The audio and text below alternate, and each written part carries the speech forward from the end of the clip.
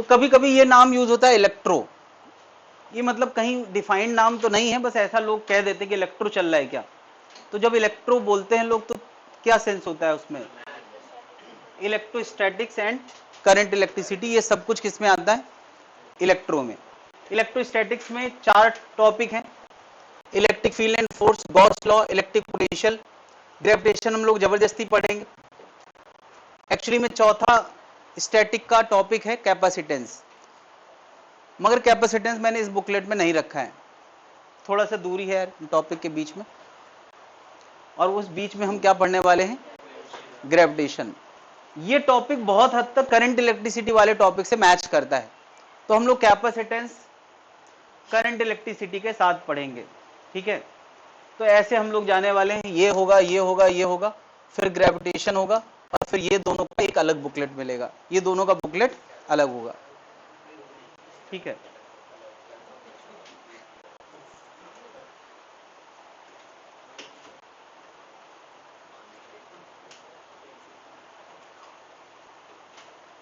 तो अभी यार पहला टॉपिक हमारा है जिसमें हम चार्ज और कूलॉम्स लॉ और इलेक्ट्रिक फील्ड, ये सारी बातें करने वाले हैं, चार्ज, कूलॉम्स लॉ और इलेक्ट्रिक फील्ड।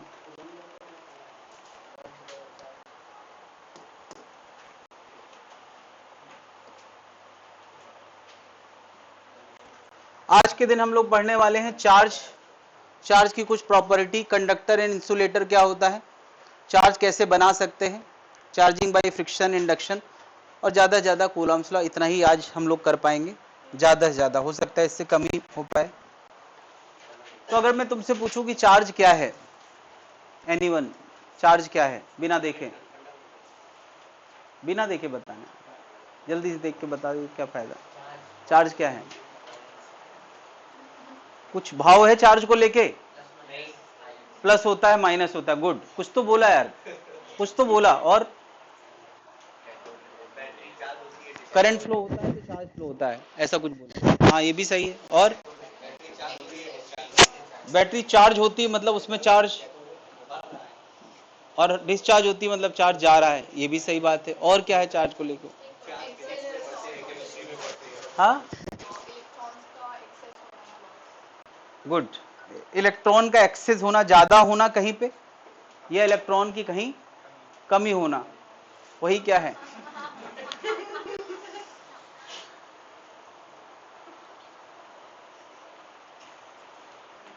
चार्ज। यानी हम ये कहते हैं जहां इलेक्ट्रॉन कम कर दिए गए हैं वहां पर चार्ज है, और जहां इलेक्ट्रॉन दिए गए हैं वहां पर भी चार्ज है, जहां दिए गए हैं वहां निगेटिव, और जहां, तो हमने ये बताया कि चार्ज, चार्ज क्या होता है अभी भी नहीं बताया हमने, हमने ये बताया कि जहां इलेक्ट्रॉन कम होते हैं वहां चार्ज होता है, और जहां जाते हैं वहां चार्ज होता है। तो चार्ज है क्या, चार्ज होता है, बिल्कुल ऐसे ही होता है, ऐसे ही चार्ज होता है। हमने ये बताया कि चार्ज कैसे क्रिएट होता है। तो चार्ज क्या है, एक्चुअली इसका जवाब किसी के पास है ही नहीं, क्योंकि ये एक फंडामेंटल क्वांटिटी है, और फंडामेंटल क्वांटिटी समझाने के लिए हमारे पास उसकी प्रॉपर्टीज होती हैं, उसका एग्जैक्ट जवाब होता ही नहीं। कोई तुमसे पूछे टेम्परेचर क्या है, तो तुम क्या बोलते हो, बताओ, सब समझते हैं टेम्परेचर क्या है, शब्द क्या है कि व्हाट इज टेम्परेचर, कोई पूछे, हाँ तो ये उसकी प्रॉपर्टी हो गई कि कहीं गर्माहट या ठंडक है तो वो, इसका मतलब वहां टेम्परेचर है, ऐसा। कोई पूछे टाइम क्या है, जो चल रहा है वो टाइम है, जो निकल चुका है वो टाइम है, जो आने वाला है टाइम है, टाइम खराब चल रहा है, टाइम अच्छा चल रहा है ना। लेकिन टाइम है क्या, ये समझाना आमतौर पे हमारे बस में नहीं है।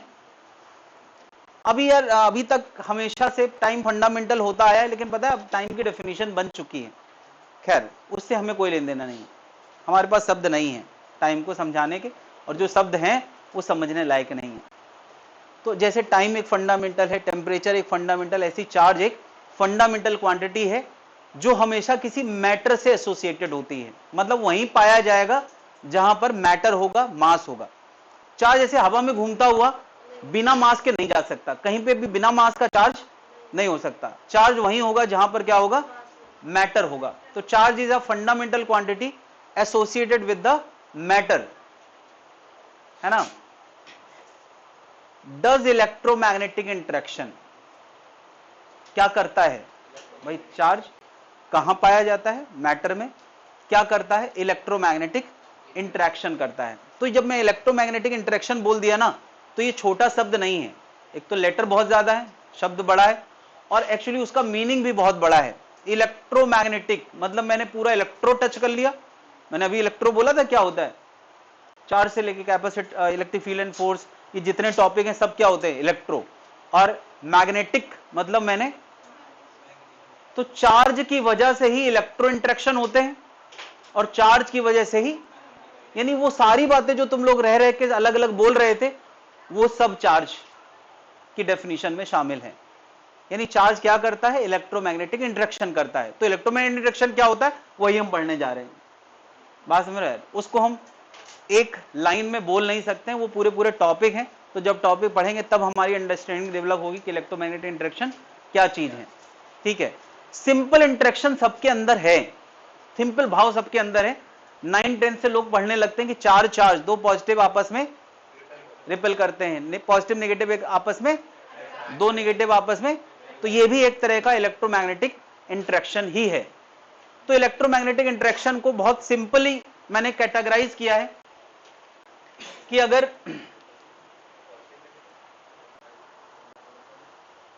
अगर दो चार्ज रेस्ट पे हैं तो इनमें कूलम्बिक फोर्स लगता है, पॉजिटिव पॉजिटिव रिपेल करते हैं, पॉजिटिव नेगेटिव अट्रैक्ट करते हैं। अगर चार्ज रेस्ट में है तो उनके अंदर जो इंटरेक्शन होता है उसको हम क्या बोलते हैं? Electrostatic interaction. इलेक्ट्रोस्टैटिक इंटरेक्शन, और इसका discussion mathematically basically Coulomb's law की मदद से किया जाता है। वो क्या है? Electromagnetic interaction. अगर चार्ज यूनिफॉर्म मोशन में आ जाएं, यूनिफॉर्म मोशन में आ जाएं, मतलब ये चार्ज v स्पीड से चल रहे हैं और नीचे कुछ चार्ज की लाइन है, वो भी v स्पीड से चल रहे हैं, तो क्या ये एक दूसरे को रिपल कर रहे होंगे या नहीं? वो इंटरेक्शन कहलाता है इलेक्ट्रोस्टैटिक। भाई चार चार्ज हैं तो रिपल करेंगे, पॉजिटिव पॉजिटिव, लेकिन साथ साथ एक और तरह का इंटरेक्शन इनके बीच में शुरू हो जाता है, और उसको बोलते हैं मैग्नेटिक इंटरेक्शन। जब चार्ज मोशन में आ जाते हैं तो उनमें दो इंटरेक्शन होंगे, electrostatic plus magnetic, electrostatic as well as magnetic. यानी पुराने खत्म नहीं हो जाएंगे, बल्कि एक नया इंटरेक्शन आ जाएगा। इस चार्ज का चलना एक मैग्नेटिक फील्ड क्रिएट करेगा, इसको असर देगा, इस चार्ज का चलना एक मैग्नेटिक फील्ड क्रिएट करेगा, इसको असर देगा। तो इसको हम बोलते हैं मैग्नेटिक इंटरेक्शन शुरू हो गया। चार्ज इन एक्सेलेरेशन, अगर चार्ज स्पीड बढ़ाते हुए चलते हैं, एक्सेलरेट करते हैं, तो अगर किसी दूसरे चार्ज के साथ इंटरेक्शन में आएगा तो उसमें इलेक्ट्रोस्टैटिक मैग्नेटिक दोनों होंगे। क्या क्या होंगे?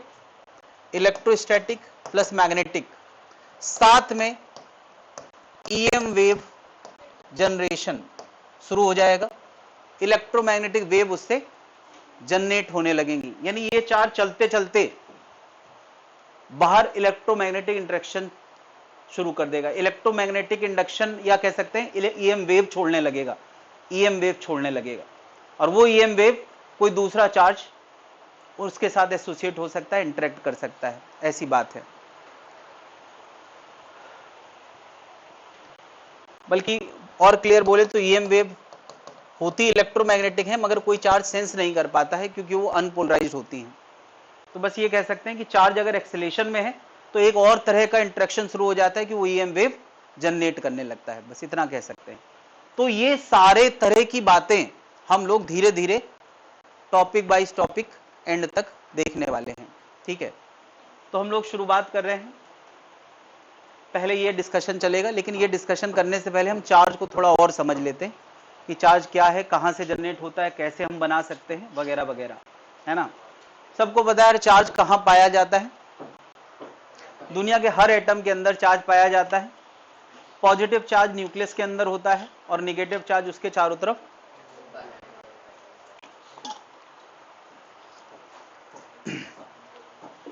तो तो साइंटिस्ट के दिमाग में ये पॉजिटिव निगेटिव ख्याल क्यों आया? ऐसा देखा जाता है कि अगर दो एटम के अपने साइज से सफिशिएंट दूरी पे हैं तो उनके अंदर कोई इलेक्ट्रोमैग्नेटिक इंटरेक्शन, यानी इस एटम और इस एटम के बीच में कोई इंटरेक्शन नहीं होता है, क्योंकि एटम के अंदर जितने इलेक्ट्रॉन होते हैं उतने प्रोटॉन होते हैं।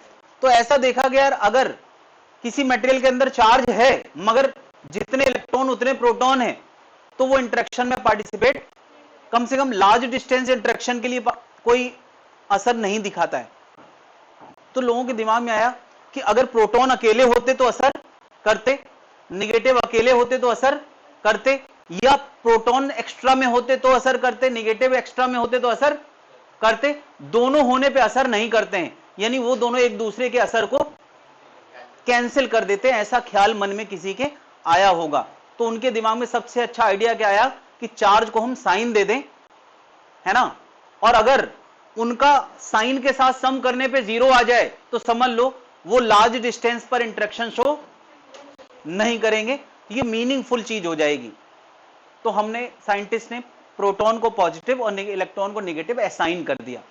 नो डाउट अगर साइंटिस्ट ने उल्टा भी किया होता तो फिजिक्स में कोई फर्क नहीं पड़ता। बस अब आज हम ये पढ़ रहे होते कि इलेक्ट्रॉन में पॉजिटिव चार्ज होता है और नेगेटिव, प्रोटॉन में नेगेटिव, उससे फिजिक्स बिल्कुल नहीं बदलती, है ना। फिर हम टेस्ट चार्ज के लिए पॉजिटिव लेते थे, तब भी पॉजिटिव लेते, शायद इलेक्ट्रॉन के लिए बात करते, है ना।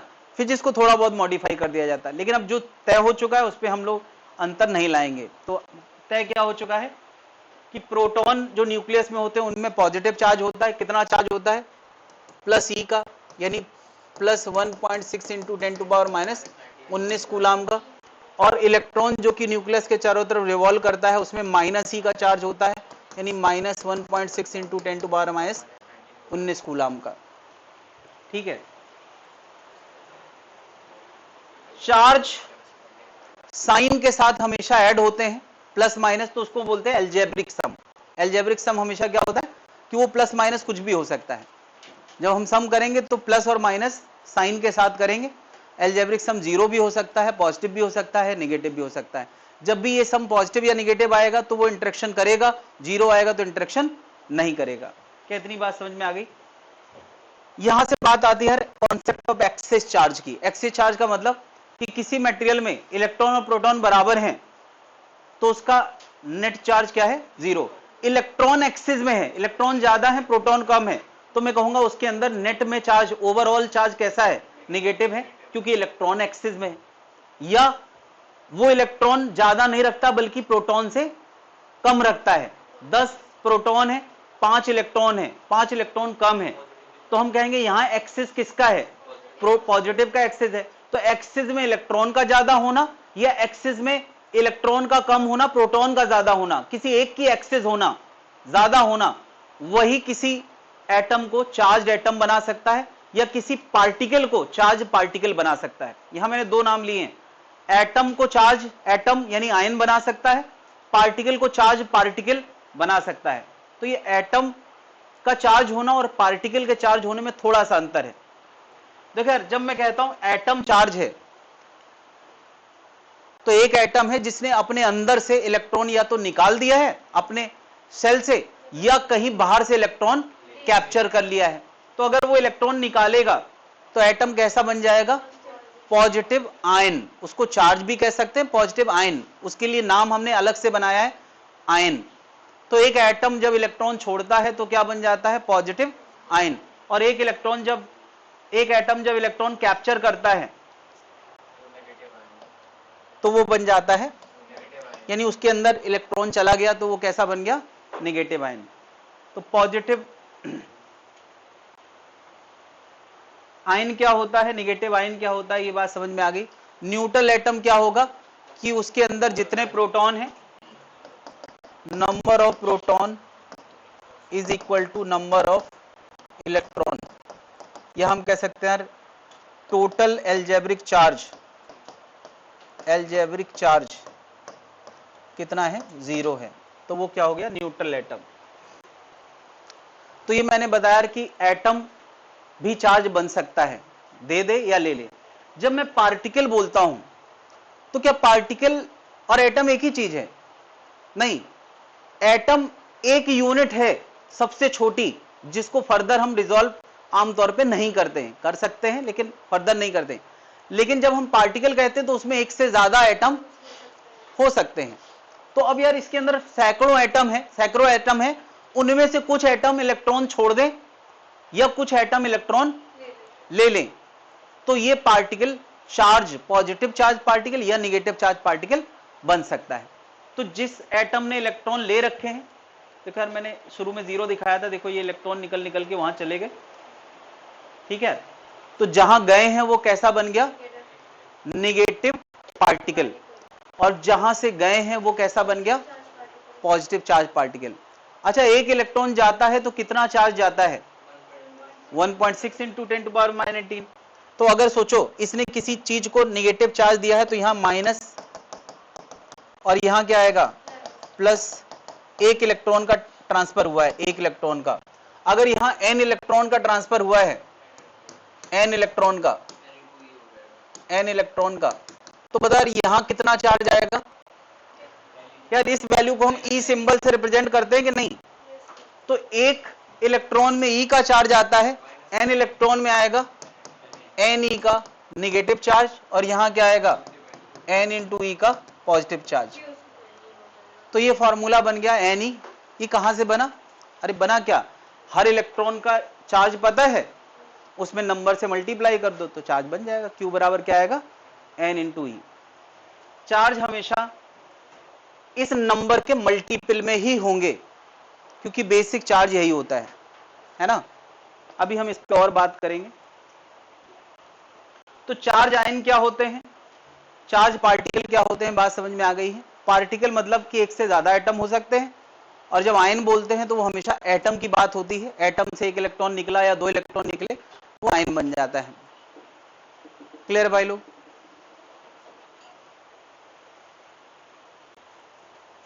अभी अभी मैंने एक बात बताई कि एक इलेक्ट्रॉन का चार्ज इतने कूलाम होता है नेगेटिव, और एक प्रोटॉन का भी इतने कूलाम होता है पॉजिटिव।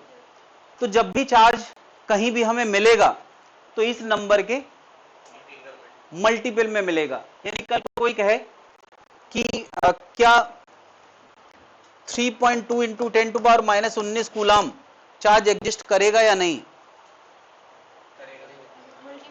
करेगा। ये 2 इलेक्ट्रॉन का चार्ज है तो ये करेगा। 3 इंटू 10⁻⁻19 कूलाम एग्जिस्ट करेगा या नहीं?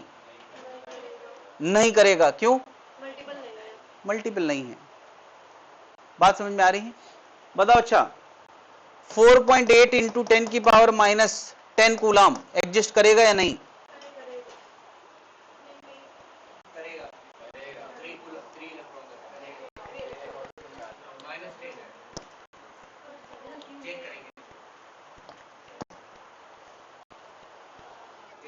करेगा या नहीं?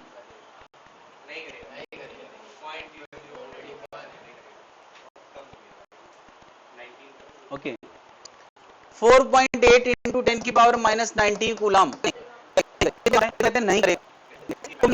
तो एन बढ़ेगा तो नहीं हो ये 1911 है, 6 इंटू 10 क्या ये होल नंबर आया? जरूरी गृहस्थी में कि नहीं? मेरा क्वेश्चन है।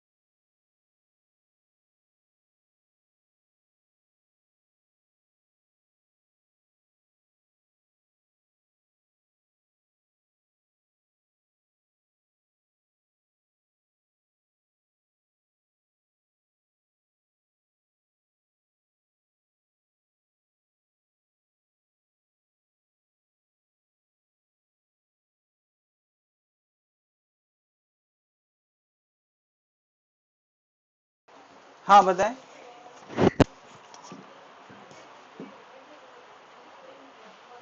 बोले, कुछ कहना है?